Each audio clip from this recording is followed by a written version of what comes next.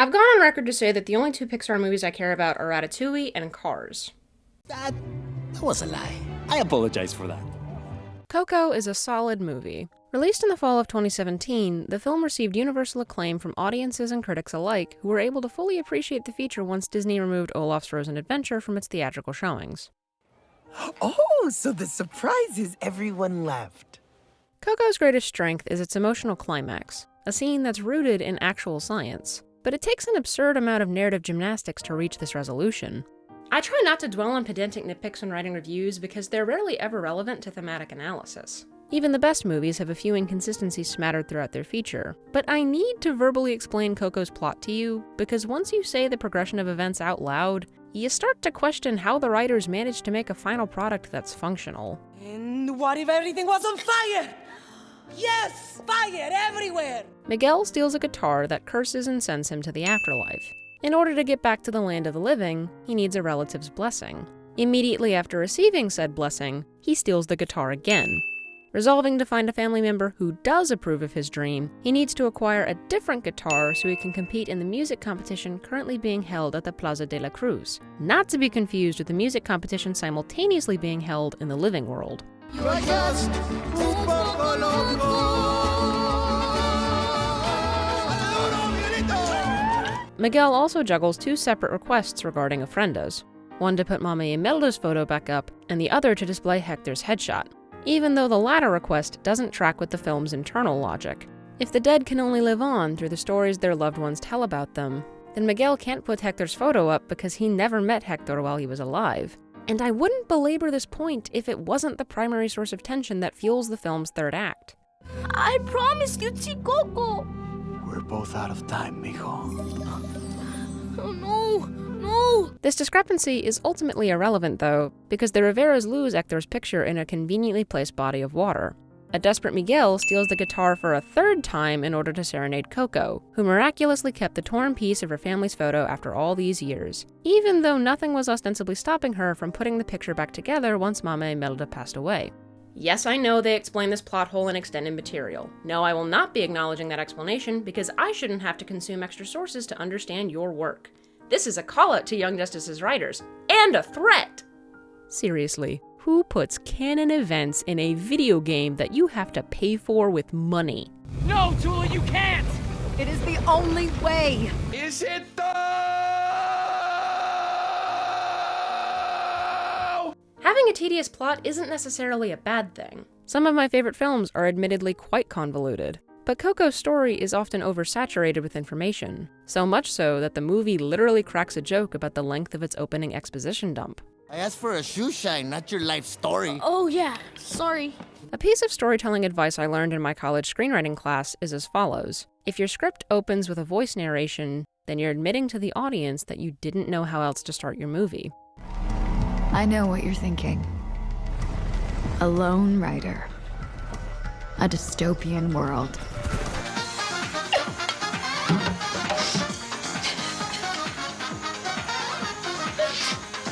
Is this a hard and fast rule? No.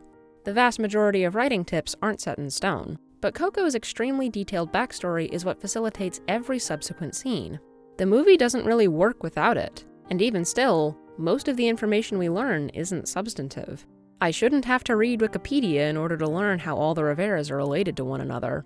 Conversely, I think part of Miguel's exposition dump is shallow by design. He's a child with a dream. He doesn't see his family members as people. He sees them as a conglomerated obstacle standing in the way of his desired future.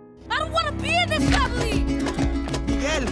The most important thing we learn from Miguel's opening monologue is his fondness for the song Remember Me. Ernesto de la Cruz's version is a bombastic tune that captures a performative and immature approach to love, which is partly why the general public adores it. It seems romantic, but its core request is vaguely narcissistic. Wait for me. It's not like you have anything better to do. Hector's rendition completely recontextualizes how we understand these lyrics. Remember Me is a lullaby, a soft plea to his infant daughter before he goes on tour. The tone is borderline apologetic. For even if I'm far away, I hold you in my heart. This view of love is beautiful and sincere. Any and all nitpicks I have with this film cease to matter when Miguel starts playing for Coco. This scene is breathtaking and real. Former YouTuber Sideways has a video describing this phenomenon in detail. People with dementia can compensate for a weaker memory by utilizing their emotional center and accessing their emotionally encoded memories. And music offers a direct line to that emotional center. God, I miss him.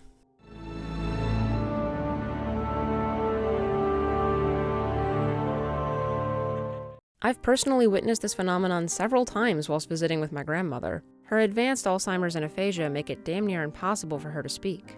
But her mind circumvents this condition whenever she hears her favorite songs. She's effortlessly sung along to Silent Night, Amazing Grace, and The Great Speckled Bird.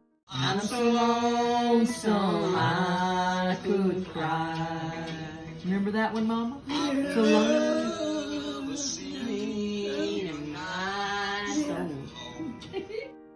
Truth be told, my complicated feelings for this film aren't rooted in its plot inconsistencies. Coco is a film that's designed to make me cry. Now you're probably thinking to yourself, Jenny, Coco has made a lot of people cry. That's not a unique experience. And you'd be correct. My own mother exclusively refers to this film as the sad movie, but Coco's emotional core is just too specific for me. 4 of my 5 grandparents have been diagnosed with either Alzheimer's or dementia. The grandfather whose mind stayed intact was a musician who passed away in 2016, less than 2 months after being diagnosed with stage 4 lung cancer. And the best way to describe my beloved childhood dog is the female version of Dante. That's just Dante. He sure doesn't look like an alebrije. He just looks like a plain old dog or a sausage someone dropped in a barber shop.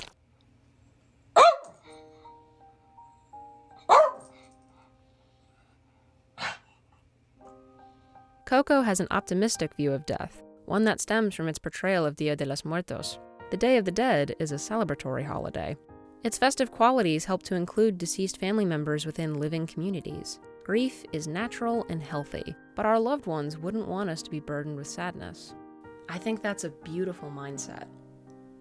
But I don't share this stance of optimism. The idea that we live on in the memories of our loved ones is comforting, but only in the superficial sense. No one truly knows us. Our inner lives are completely inaccessible to other people, and barely even accessible to ourselves. An individual's identity is merely the internal summation of all of their memories and experiences, and when those are gone, what do we become? Even the impressions we leave on loved ones are just that, impressions. Vague outlines of understanding that are as vulnerable and inconstant as footprints on a sandy beach. Waves of time corrode our memories, and eventually, our notion of what really happened ceases to exist. All that's left are the stories we tell ourselves to get through each day. Some of these stories are comforting, others aren't. To borrow a phrase from BoJack Horseman, the quote-unquote fluctuant subjectivity of memory makes unreliable narrators of us all. 2 people can experience the same moment in entirely different ways. I would move heaven and earth for you, mi amigo. Salud! I keep coming back to the scene with Chicharron. He passes on to the final death because no living people remember him. This narrative contrivance foreshadows the film's climax and is supposed to teach Miguel the inherent value of family. Cultivating those ties is supposedly the key to transcending lifetimes. But according to Hector, the final death is inevitable. Hey, it happens to everyone eventually. There's a cynical but brutal truth entwined with Ernesto de la Cruz's fame. Millions and millions of people remember him. You and I, we are artists, Miguel. We cannot belong to one family. The world is our family. Those connections aren't necessarily authentic, but family has its own personal limitations. We all show different versions of ourselves to different groups of people. Each variation is genuine to a varying degree. But which fragment is the version that gets to live on? Which self is the truest?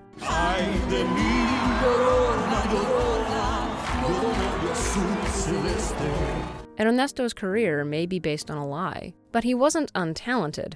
In no way am I condoning his actions. Killing Hector for his songs is crappy, and stealing his stylish guitar is just plain weird. But there's a subtle level of nuance to his character that can be gleaned from his other scenes. When Miguel introduces himself as his great-great-grandson, Ernesto is thrilled, and this enthusiasm doesn't fade when they're alone together, far away from public scrutiny. He jumps at the chance to have a blood relative. It was hard, saying goodbye to my hometown, heading off on my own. Leaving your family? See.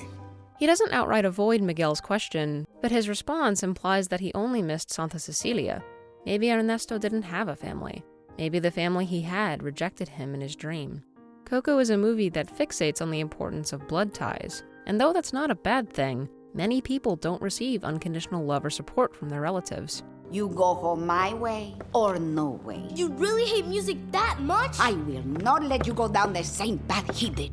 Under this lens, the idea that our loved ones are the only ones who can pass down our stories and keep our memories alive is depressing. And it would be the most discouraging takeaway from this film were it not for the fact that death apparently won't free us from classism or dead-end jobs. I should lock you up for the rest of the holiday, but my shift's almost up and I want to visit my living family. I don't think the film is dismissing the value of found family or the power present in our platonic connections. I just wanted to point out this discrepancy because I tend to overthink topics like this, which is one of the many reasons why I started this YouTube channel. Another was to reference Buffy the Vampire Slayer as often as possible, and lately I've been slacking on that front. Let's rectify that. We are her blood kin. Who the hell are you? We're family. Even when you have loving relatives, personal histories can still evaporate with ease.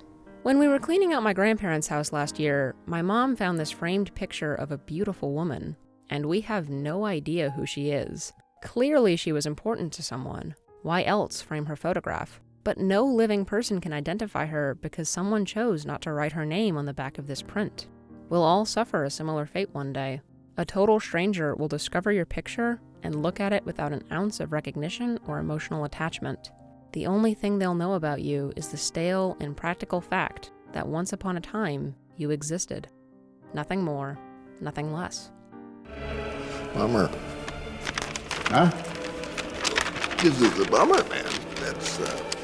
That's a bummer. We did, however, find this picture of my great-great-grandmother, Amelia Rose Kendrick. God, that woman rocked a glorious mustache. I don't consider Coco one of my favorite movies, but it still elicits passion. Any qualms I have with its construction are ultimately meaningless, because it's still better than anything I've ever made. Coco makes me think, not in the pretentious sense, but in a way that's reflective and honest. I respect that. One last footnote, pun very much intended.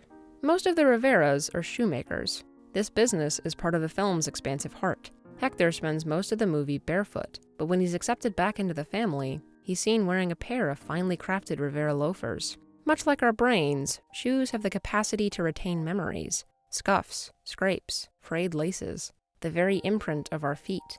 No pair of shoes is designed to last forever, but that doesn't stop us from walking. Death is inevitable, so all we can ask of people is for them to remember us with warmth and fondness.